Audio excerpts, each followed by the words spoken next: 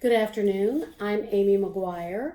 I am doing a lecture for the CSUB String Pedagogy class, and I am the Visual and Performing Arts Administrator for the Panama Buena Vista Union School District for about 2 more months, and then I will be a full-time private teacher and symphony musician. I am the principal second violinist in the Bakersfield Symphony Orchestra, and I'm on many boards: the Bakersfield Youth Symphony Orchestra, Bakersfield Community Concerts, Kern County Music Educators Association, Delta Kappa Gamma, Women Educators Society, and I'm very busy. But I wanted to take time to do this, and I understand we had technical difficulties, so even though I'm new to this video technology, I think we're going to have a YouTube channel set up for 3 short videos. I would first like to go over the handout. The first handout was about expectations for string music teachers and how do you become a good employee? How do you get hired in the first place? How do you make a good impression with the people that you work with? And I think that's a very, very valid point. You do need to know your skills, but you also need to know how to work in the public school system. So just real quick at the top of this paper, regarding teaching, you know that whatever subject you teach, they're going to expect you to follow the framework, teach to the content standards, make sure that your lessons are sequential and effective, and that you have really clear lessons with step-by-step, often linear sequencing, so you don't leave something out. And then, of course, you have to be able to assess what you're doing and what the students are doing. The best way to know if you're doing a good job is to assess your students and see if you need to do summative assessments just at the end. That's often a concert or a final exam. But the formative assessments we do constantly, daily in class are important. And we often do that by visual observation and auditory observation, but we need other ways too that satisfy the people who do things in the written world. Music is an auditory event, and yes, we can write about it, so we have to have written comments and assessments, but we know that when we hear the students making music or listening to music or being moved by the music, that they are involved in a different way with the oral skills. So you have to be able to assess that as well, whether you do thumbs up, thumbs down, or any other means of assessment. The students have to be able to show what you've taught them. And then, of course, maintaining the instruments in working good condition. Everybody needs to take care of their inventory. If you are blessed to have a well-fitted classroom, you need to make sure that you and your students maintain that very well and keep track of your inventories and such. Your best way, and I already said it, but the best way to assess students is when you have an amazing concert and everyone in the hall knows how wonderful the kids are and how well, if the kids are proud of what they've done, they'll show up. And if they're proud of what they've done, they'll invite their parents to show up. And so attendance is a huge part of showing a successful program. But that said, we also have to make sure, and one of the most important things in planning your concerts, because I know we're all talking about when we get to the concert, we're going to rehearse the music, we're going to get to the concert.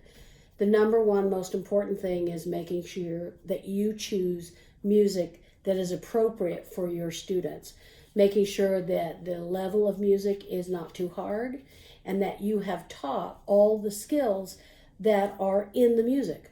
You don't hand them a piece of music with 16th notes in it and funny techniques or high third position or learning notes in flats when the string players only know how to play in D major. So you really have to know what is in the music, search it, study it carefully before you make your music selection.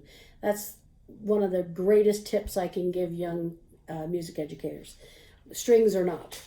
So that's the first part of that section. And then it says, and this is I hate to say the jargon, but as we do professional learning communities at all of our schools, probably universally throughout the United States now, they have 4 essential questions. And these questions they ask of all PLC professional learning communities. What do you want your students to know? And be specific. I want them to know how to play in the key of C major. I want them to know how to play half notes and whole notes in legato and slurs. Be specific. And how will we know that they've learned what you've taught them? So by observing, by assessing written, oral, or recorded exams. And then what will you do for students who haven't learned it yet? We need to remediate. If kids didn't get it the first time, maybe it wasn't a clear sequence, and maybe we're just leaning on kids to figure it out on their own. But I believe everything can be taught. Yes, there are kids born with musical talent, but everyone can be taught, and I think that's our goal. So you have to find out if they haven't learned it, what are you going to do to help them learn it? How are you going to go back and reteach it in a different way, or add steps that make it more accessible to students? How are you going to scaffold it? That's important. And then what are you going to do for the students who've already learned it? They've learned it, they're bored, they want to go on.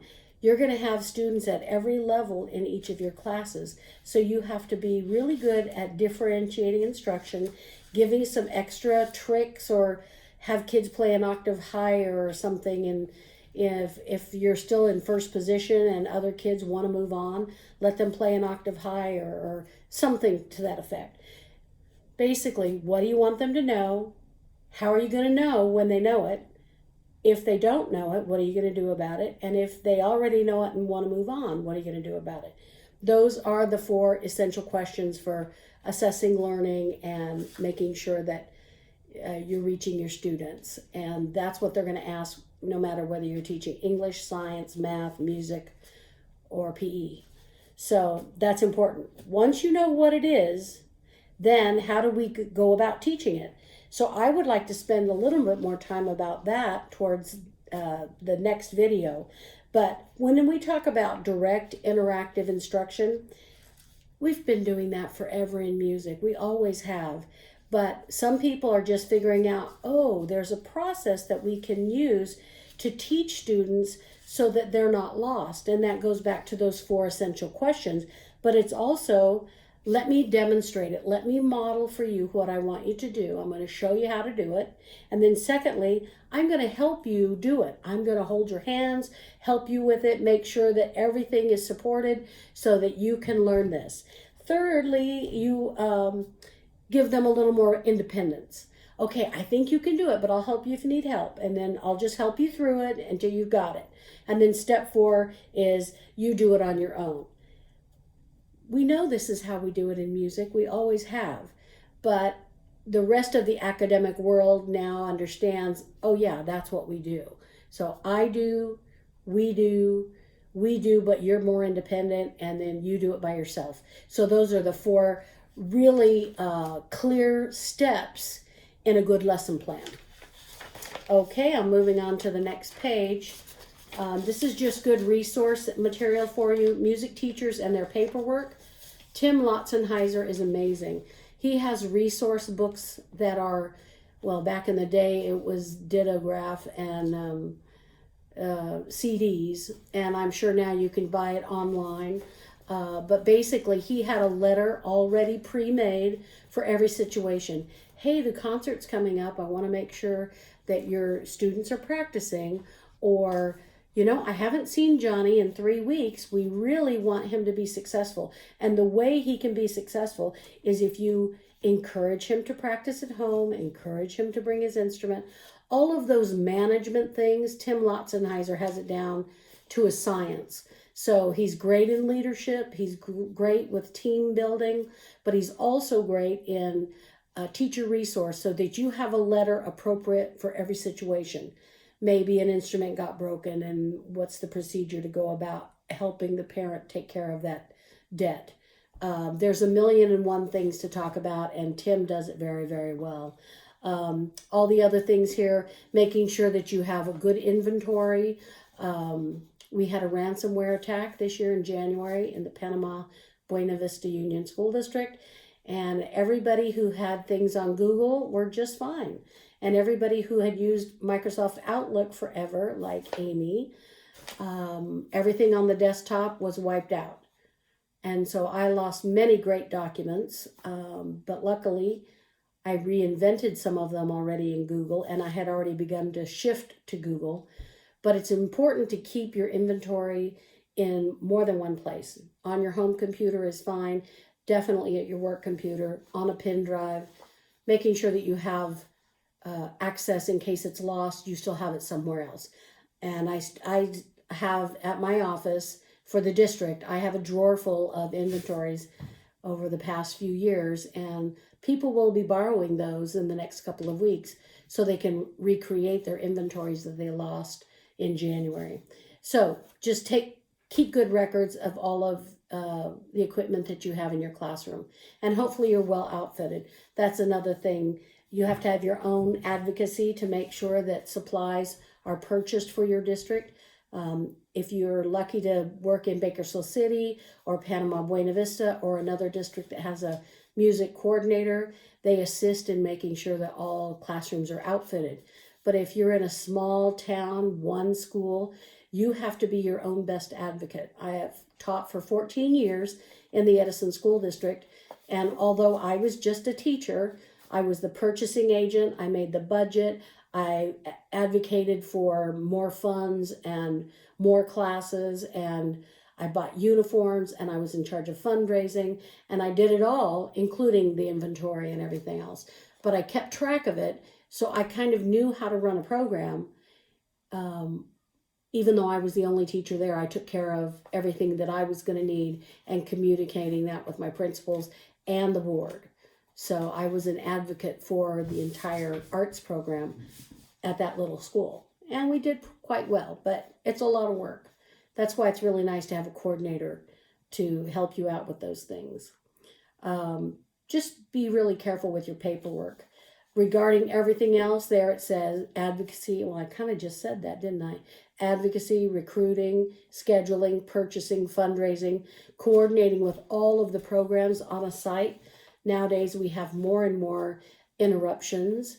They used to say that music pullouts, it was just terrible. Those are the interruptions. Well, all the other programs have interruptions too. So we have to learn how to layer that and keep programs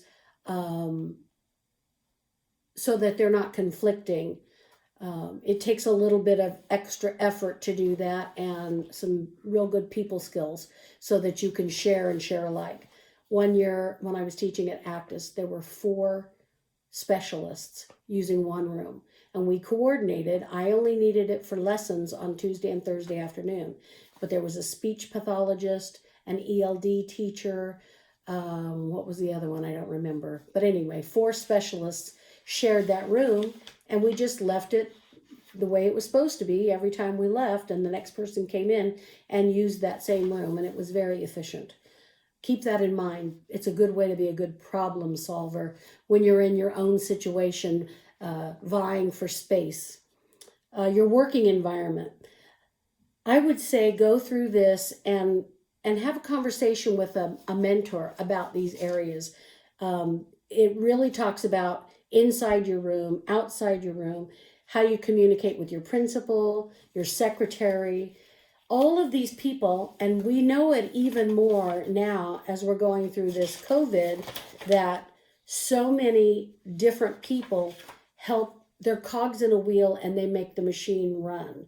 And it's very important. The school nurse needs to coordinate with field trips and making sure that all your students are safe, whether you're on campus or off campus. Nowadays, there's a lot more with allergies and EpiPens, and you just can't take kids off campus without field trip slips and clearance with the nurse and making sure that everybody has their inhaler, etc. There's a lot to it.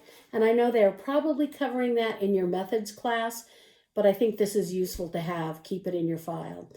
Same thing with working with custodians. They'll help you set up, but if you surprise them 5 minutes before, they're not going to be too happy with you. But if you give them a schedule the week before and say, I really need help with XYZ. We're going to have an assembly.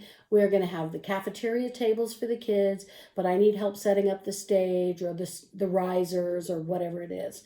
So you need to communicate with all of these people and let them know that you're one part of that puzzle, just as they're one part of that puzzle, so that we get a complete learning environment. So that goes for school colleagues. If you share a music room, that's super important so that you get along with your buddy. We used to write notes to each other. Hey, how was your day? Or, I'm sorry, I got to run. I have a meeting at the other school. I didn't clean up. Please forgive me. Things like that. You just need to communicate with your buddy so that you have a good working relationship and you can help one another out.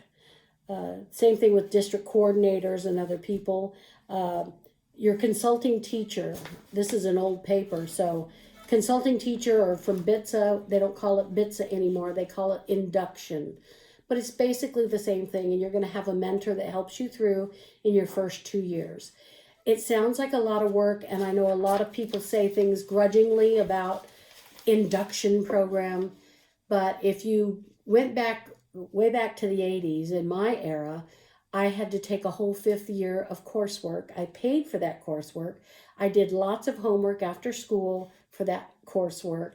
And I did get units towards my credential, but I paid for that coursework. And nowadays, with induction, you have a mentor, they help you do your coursework, and you don't have to pay for it.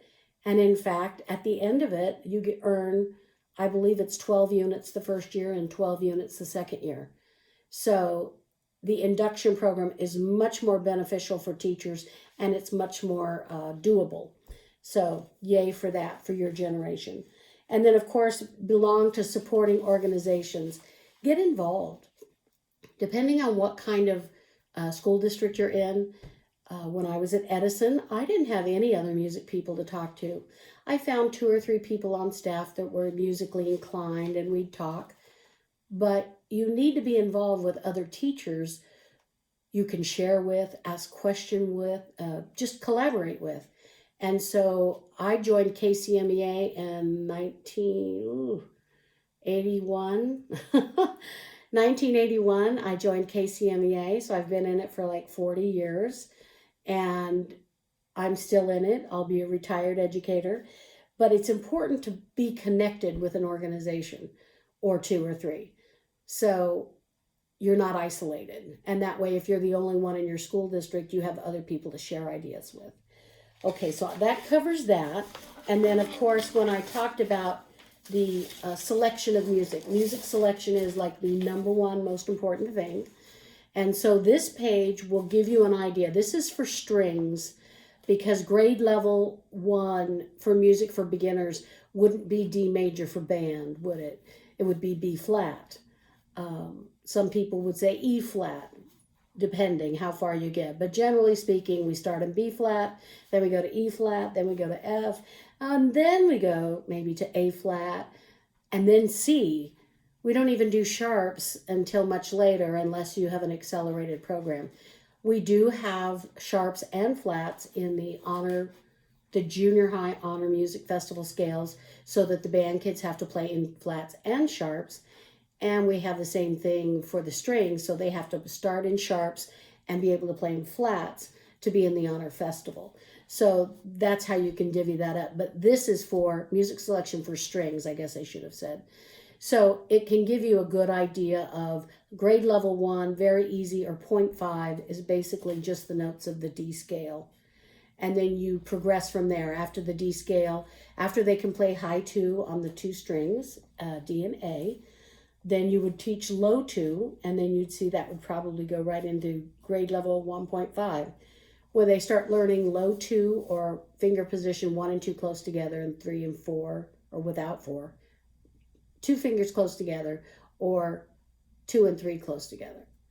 And so that's how you divide that up. I think if you read this, you can also go on websites where they'll say a list, whether it's the San Diego or SCSBOA lists. They have lists of championship or state exams Texas has tons of state exams, and so all of the music is graded according to those state exams. So you can look at SCSBOA, state festivals, and Texas. But you can read through this. I'm not going to spend more time on it since this is a short video.